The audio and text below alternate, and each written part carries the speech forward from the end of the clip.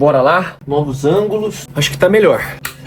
Água, Bíblia e um coração sedento pela palavra de Deus. Fala, meu amigo, seja bem-vindo a mais um vídeo aqui no nosso canal. Mais um vídeo onde a gente vai abordar a respeito de temas profundos, tanto da espiritualidade quanto também do seu relacionamento com Deus. Quero trazer para você parte prática e situações extremamente específicas que todos nós passamos, mas de que Deus sempre tem uma resposta e uma palavra para nós, né? Então, se você tá aqui comigo nesse vídeo, eu vou pedir para você já curtir aqui embaixo. Se você não é inscrito no canal, por favor, clica aqui embaixo para você se inscrever. E eu também vou pedir duas últimas coisas. Que você comente aqui embaixo o que Deus falou com você, se isso foi abençoador, porque a gente ama ler cada comentário, cada feedback, saber se vocês estão curtindo, se Deus tem falado com vocês. E também a outra coisa é que se Deus falou realmente contigo, compartilha com algum amigo seu, com alguma pessoa que você lembrar ao longo do vídeo. Eu vou pedir para você compartilhar para seus familiares e por aí vai. Amém? Lucas, o que você quer conversar comigo hoje? O que você tem de Deus para mim hoje? Hoje eu tenho um texto que o Senhor falou comigo, onde eu fiz uma live, eu dei uma aula a respeito disso que está gravado aqui no canal. Também, caso você queira ver depois mais completo e mais aprofundado, mas da mesma forma hoje também tem profundidade. Eu quero abordar sobre os pensamentos que nós temos que ter e como nós podemos guardar o nosso coração acima de todas as coisas.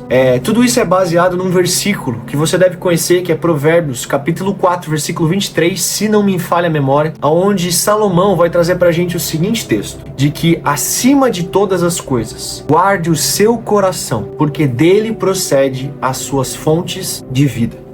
Essa palavra coração no original significa leb, L-E-B, e tem algumas apóstrofos e coisas ali que o texto vai falar pra gente, que é a forma como a linguagem hebraica nos trazia como resposta. E o que eu quero trazer para você essa tradução? Lucas, por que isso é importante? Que quando Salomão fala para nós guardarmos o coração, ele não está falando de um coração físico ou até mesmo de sentimentos, ou até isso engloba. Mas o maior enfoque que eu tenho para te dar aqui é de que essa palavra leb, no original, significa pensamentos, virtudes, próprio ser humano, né? O que isso quer nos dizer, Lucas?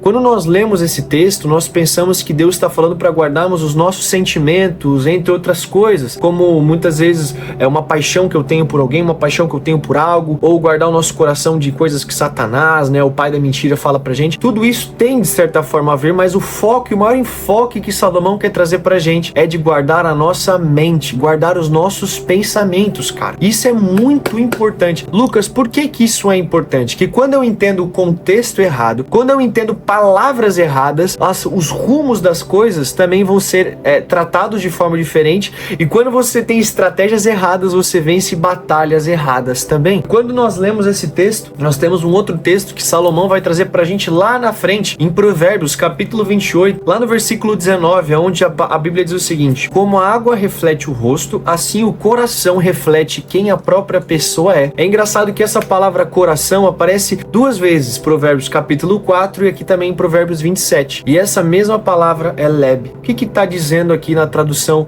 original? Guarde os teus pensamentos, cara. Guarde a forma como você pensa a respeito das pessoas. Guarde a forma como você pensa a respeito do mundo. Tudo começa em um pensamento. Se você tem lutado, por exemplo, contra vícios, hábitos e comportamentos, não se esqueça que você não está lutando contra isso primeiro. Você está lutando contra um padrão de pensamentos que te levam a ter emoções a respeito daquilo. E essas emoções te levam a ter comportamentos. E esses comportamentos te levam a ter hábitos. E esses hábitos te levam a ter uma cultura. E o que é uma cultura, Lucas? Uma cultura nada mais é do que valores, virtudes, estilo de vida de uma pessoa. Então, quando eu olho para você hoje, quando eu talvez te conheça, eu olho 20 dias da sua semana, do seu mês, eu vou saber exatamente qual a cultura e padrão que você tem. E é engraçado que a cultura revela também o Deus que essa pessoa cultua, cara. Então, a partir dos seus pensamentos, eu consigo ter um padrão de hábitos que você tem. E esses padrões de hábitos me revelam o Deus que você glorifica. Vamos pegar um exemplo aqui no nosso dia a dia? Se você é uma pessoa que sempre está reclamando, o Deus que você adora não é o Deus bíblico, porque o Deus bíblico é um Deus de gratidão. Se você é uma pessoa que tem pensamentos negativos acima de pensamentos não positivos, mas de fé, você com certeza precisa mudar o seu padrão de pensamento para os pensamentos como Deus pensa, cara. E quando nós atingimos a maturidade cristã, Lucas, o que é a maturidade cristã? Nada mais, nada menos do que pensar como o nosso Pai pensa. A maior vontade que Deus tem para nós, meus amigos, é que nós sejamos iguais ao seu Filho Jesus. Lucas, mas isso nunca vai acontecer. O dia em que nós entendemos que nós temos o mesmo Espírito que Jesus tinha, que é o Espírito de Deus que está dentro dele, nós podemos mudar esse tipo de padrão de comportamento também. Gente, nós temos o Espírito Santo. Você tem o Espírito Santo. Repete aí na sua casa comigo assim, bem forte. Eu tenho o mesmo Espírito que Jesus tinha. O Espírito Santo, cara. Agora, como nós temos o Espírito Santo, nós temos que lembrar o que o apóstolo Paulo também fala pra gente. Lá em 2 Coríntios, no capítulo 10, ele fala que nós devemos levar todos os nossos pensamentos cativos a Cristo. O que isso quer dizer, Lucas? Que existem pensamentos seus hoje que estão te aprisionando. E o Espírito do Senhor, ele te ajuda a levar esses pensamentos cativos a Cristo. E Lucas, como ele faz isso? A primeira coisa é quando você começa a questionar os teus pensamentos.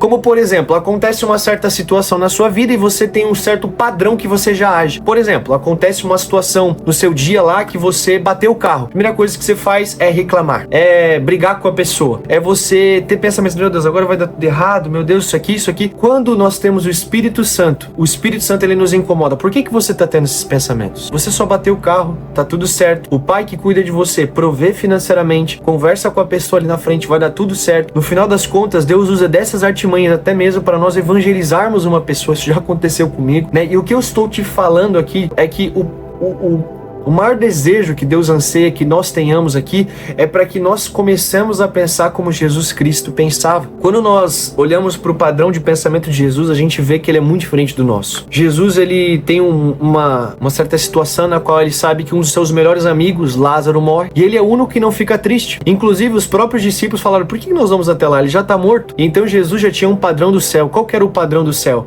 Lázaro não está morto, ele apenas dorme. Ou seja, um padrão de pensamento diferente do nosso. Era o padrão que os céus estavam falando com ele. E aí então ele chega até o lugar, você vê aquela situação, aquele ambiente já que era triste de funeral. E aí então as irmãs de Lázaro vêm ficar e até jogam a culpa sobre Jesus, falando, se você tivesse aqui, isso não teria acontecido. E Jesus nunca muda a postura dele, sabendo de uma coisa, Lázaro não morreu, ele apenas está dormindo. E aí chega um momento muito forte onde as pessoas comovidas ali, e ele então se comove com a dor das pessoas e começa a chorar, e a Bíblia vai dizer pra gente, Jesus chorou, mas o Espírito estava incomodado dentro dele. O que isso quer dizer no sentido geral? De que por mais que o ambiente fosse de tristeza, o Espírito do Senhor ainda queria operar alguma coisa ali naquele ambiente, cara. E aí o que acontece? Nada mais, nada menos, Jesus fala assim, onde é que tá o morto? E aí então levam ele até o morto e ele fala o seguinte, Lázaro, agora vem.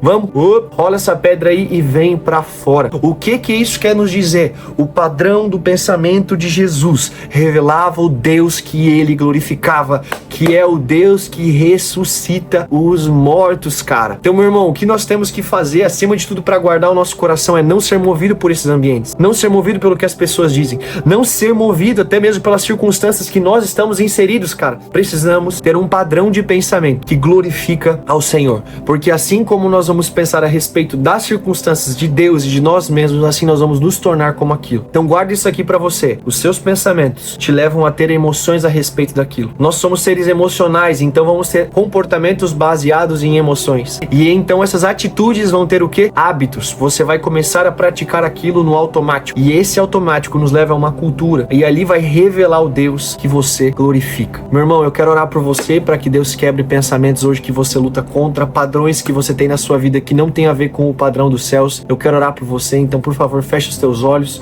coloca a mão no seu coração. Senhor Jesus, eu nesse momento invoco o teu santo nome e o teu santo espírito para uma coisa, para que o Senhor nesse momento quebre todo o padrão de pensamento contrário àquilo que a Bíblia diz. Pai, a tua palavra nos diz, Pai, que a tua palavra é como uma espada de dois gumes, que corta de um lado para a emoção, de um lado para aquilo que é a verdade, Pai. E eu oro nesse momento que o Senhor passe essa espada sobre a nossa mente, Pai, tirando tudo aquilo que não condiz com a palavra de Deus, com os pensamentos que não condizem com o que as Escrituras falam pra gente, que o Senhor possa remodelar a nossa forma de pensar a respeito do mundo e que o Espírito do Senhor, Pai, possa renovar nossos pensamentos à sua imagem e semelhança. Que o Senhor mude a nossa forma de pensar, que o Senhor mude a nossa forma de agir, que o Senhor quebre hábitos que nós temos hoje no nosso dia a dia e que o Espírito do Senhor possa fazer a tua boa vontade sobre a nossa vida. Vem sobre a nossa mente, vem sobre a mente do meu irmão, da minha irmã que me assistem e quebra hoje hábitos, padrões e valores que não tem nada a ver com a tua palavra. Assim eu oro e bendigo o teu nome, em nome de Jesus. Amém. Amém, meu irmão. Se você foi abençoado por esse vídeo, não se esqueça de deixar aqui o seu like, de compartilhar, de comentar aqui embaixo o que Deus falou contigo nessa palavra. E lembrando, se você não faz parte da comunidade Puro e Simples, é totalmente gratuito, o link tá aqui embaixo. Se você precisa de aconselhamento, de oração, devocional diário, tudo isso está incluso dentro do Puro e Simples gratuitamente. Então não deixa para depois, entra lá agora, o link tá aqui embaixo. Tá bom, meu amigo? Que Deus abençoe a sua vida, te espero no próximo vídeo. Nos vemos por aí. Beijo do coração de Deus para sua vida. Deus abençoe.